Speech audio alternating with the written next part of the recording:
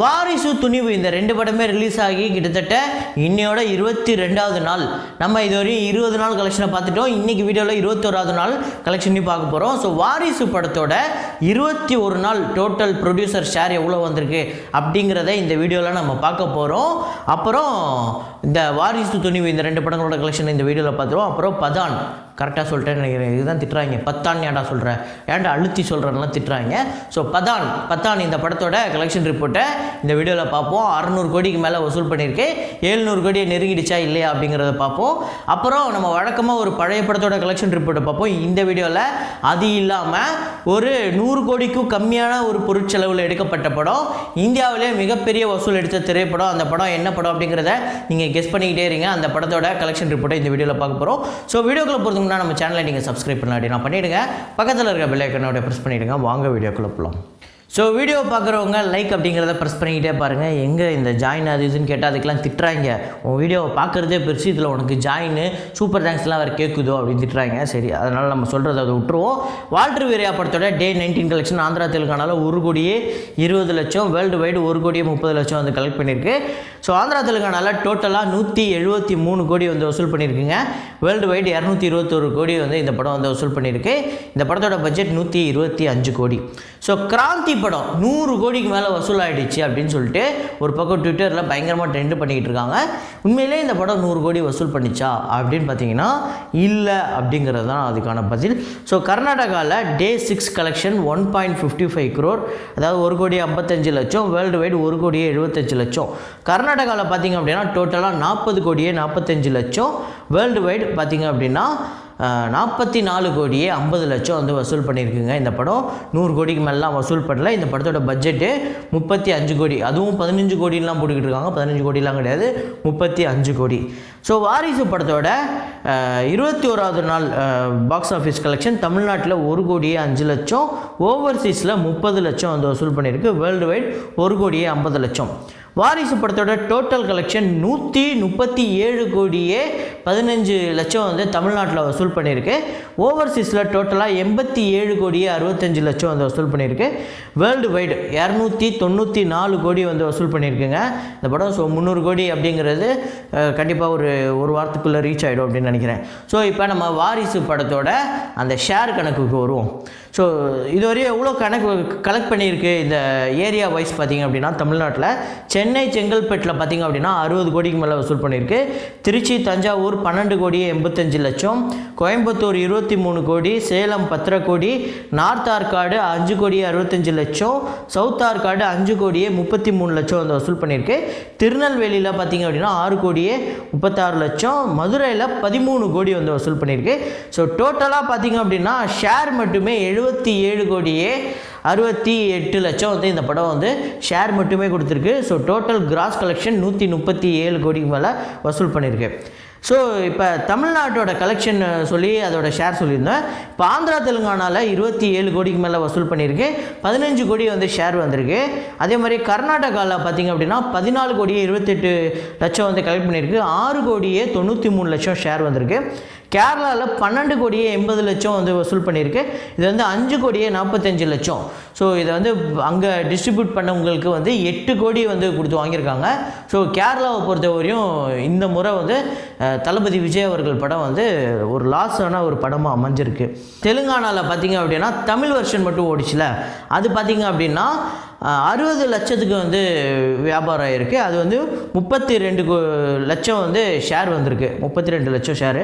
So rest of இந்தியாவில் பார்த்திங்க அப்படின்னா 3 கோடியே 17 லட்சம், இது வந்து 1 கோடியே 68 லட்சம் வந்து ஷேர் மட்டுமே வருது. ஹிந்தி வெர்ஷன் பார்த்திங்க அப்படின்னா 12 கோடியே 75 லட்சம், இதில் ஷேர் மட்டுமே 11 கோடியே 20 லட்சம் வந்திருக்கு.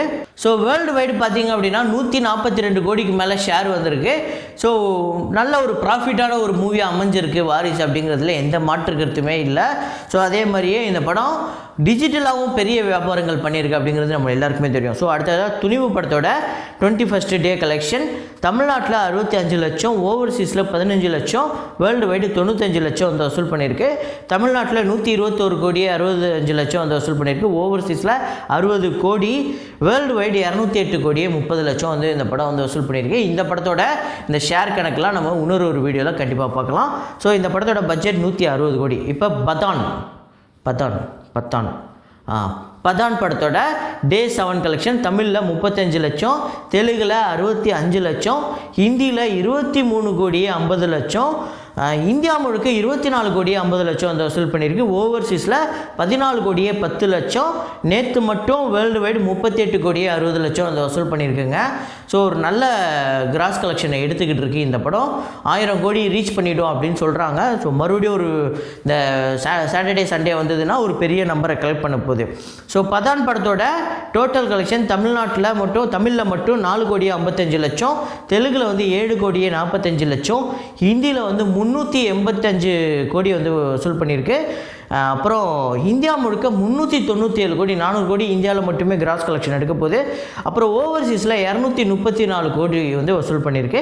வேர்ல்டு வைடு 631 கோடி வந்து இந்த படம் வந்து டோட்டல் கிராஸ் கலெக்ஷன் இது வரையும் வந்திருக்கு. ஸோ 700 கோடியை இன்னும் ஒரு 2-3 நாளில் நெருங்கிடும் அப்படின்னு நினைக்கிறேன். ஸோ இப்போ இந்த படத்தோட டைட்டில்லையே பெரிய பிரச்சனையாக இருக்குது. பத்தான் சொல்கிறான்னு ஒருத்தர் சொல்கிறான், பதான் சொல்கிறாங்கிறான், இன்னொருத்தையே பதானும் கிடையாது பத்தானும் கிடையாது பட்டான்னு சொல்கிறாங்கிறான். எது சொல்கிறதுன்னு தெரில. ஸோ அதனால் நம்ம அதில் போட்டிருக்கிறது PATH தான் போட்டிருக்கு, பத்தான்னு நம்ம சொல்கிறோம். ஸோ அப்படி சொல்லக்கூடாதுன்னு சொல்கிறாங்க. ஸோ இதிலே இதை டிஸ்கஸ் பண்ணணுனாலே இதுக்கு தனியாக ஒரு வீடியோ போடணும்னு நினைக்கிறேன். இதுக்கு வேறு அசிங்கமாக திட்டலாம் வாங்க. அதாவது ஒரு படத்துக்கு வசூல் தப்பாக சொல்லி திட்டு வாங்குறது இருக்கட்டும், டைட்டிலே தப்பாக சொல்லி ஒருத்தர் திட்டு வாங்குறேன்னா எங்கேயா பார்த்துருக்கீங்களா? நான் தான் அது. ஸோ நான் சொன்ன அந்த படத்தை நீங்கள் கண்டுபிடிச்சிருப்பீங்க அப்படின்னு நினைக்கிறேன். ஆமாங்க, தங்கல்ங்க. அமீர் கான் அவர்களோட தங்கல் திரைப்படம் தான். 2016ஆம் ஆண்டு வந்து இந்த திரைப்படத்தோட பட்ஜெட் என்ன அப்படின்னு பார்த்தீங்கன்னா 70 கோடி. அதாவது வெறும் 70 கோடி. ஒரு 100 கோடி 70 கோடி போட்டு 100 கோடி வியாபாரம் பண்ணாலே பெரிய ஹிட்டுன்னு சொல்லிக்கிட்டு இருக்காங்க. ஆனால் இவங்க 70 கோடி போட்டு எவ்வளோ வியாபாரம் பண்ணியிருக்காங்க அப்படிங்கிறத நான் சொல்கிறேன். தமிழ்நாட்டில் மட்டும் 14 கோடியே 40 லட்சம் வந்து வசூல் பண்ணியிருக்கு. தெலுங்கு ஸ்டேட்டில் வந்து 3 கோடியே 80 லட்சம். ஸோ டோட்டலாக இந்தியில் மட்டும் 518 கோடி வந்து வசூல் பண்ணியிருக்கு. டோட்டல் இந்தியாவில் மட்டுமே 536 கோடி. 536 கோடி இந்தியில் மட்டுமே கலெக்ட் பண்ணியிருக்கு இந்தியாவில். அப்புறம் ஓவர்சீஸில் பார்த்திங்க அப்படின்னா 230 கோடி. இதில் வந்து சைனா நாட் இன்க்ளூடட் இந்த கலெக்ஷனில். ஸோ இப்போ சைனாவில் எவ்வளோ கலெக்ஷன் அப்படின்னு கேட்டிங்கன்னா தான் மிரண்டுருவீங்க. ஸோ நிறைய பேருக்கு தெரிஞ்சிருக்கும், சைனாவில் ஒரு மிகப்பெரிய சம்பவம் பண்ண திரைப்படம் 1305 கோடிங்க. உங்களால் நம்ப முடியுதா? 1305 கோடி வசூல் பண்ணியிருக்கு சைனாவில்.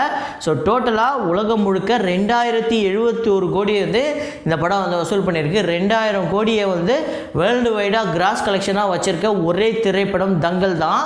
அதுக்கு அடுத்ததாக ஓவர்சீஸில் மிகப்பெரிய வியாபாரம் பண்ண ஒரே திரைப்படமும் தங்கல் தான்.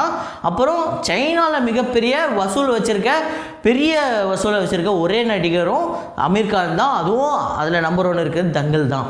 ஸோ இந்த மாதிரி நிறையா படம் வந்து சைனாவில் ரிலீஸ் ஆச்சு. ஆனால் தங்கல் அளவுக்கு இவ்வளோ பெரிய கலெக்ஷன் எடுக்கலை.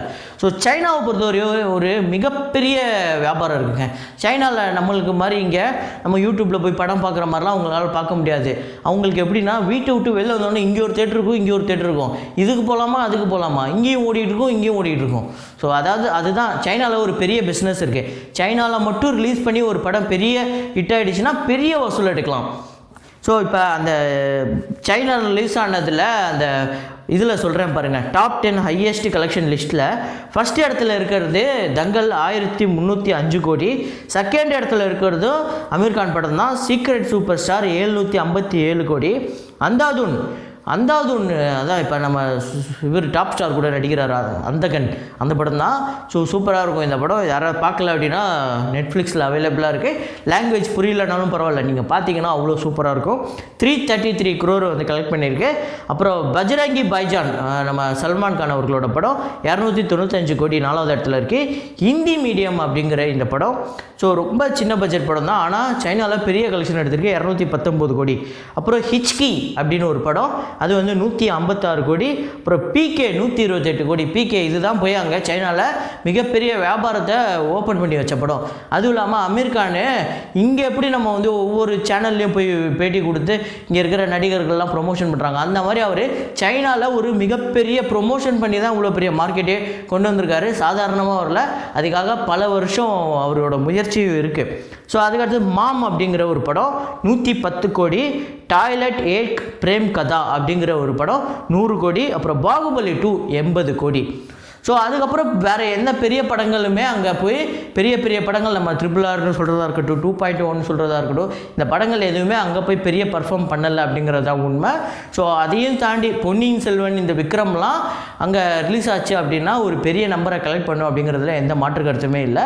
ஸோ இப்போ இந்த தங்கல் படத்தை பற்றி நீங்கள் என்ன நினைக்கிறீங்க? இதுக்கு முன்னாடி ஆல்ரெடி உங்களுக்கு தெரிஞ்சதுன்னா ஓகே, இப்போ இதுதான் ஃபஸ்ட் டைம் உங்களுக்கு தெரிய வருதுன்னா இவ்வளோ கோடிக்கு ஒரு படம் வசூல் பண்ணியிருக்கோம், அதுவும் 70 கோடி பட்ஜெட்டில் அப்படின்னு உங்களுக்கு அந்த ஷாக் ஆகுதுல, அது நீங்கள் என்ன நினச்சிங்க அப்படிங்கிறத சொல்லுங்கள். அப்புறம் வாரிசு இந்த ஷேர் நான் சொல்லியிருந்தேன், ஸோ அது வந்து ஒரு பெரிய லாபத்தை தான் எடுத்திருக்காங்க. ஸோ அதை பற்றி என்ன நினைக்கிறீங்க அப்படிங்கிறத சொல்லுங்கள். ஸோ இதே மாதிரி ஒரு வீடியோவில் இதே மாதிரி ஒரு கலெக்ஷன் ரிப்போர்ட்டில் மீண்டும் நான் உங்களை சந்திக்கிறேன். Signing off Rahman.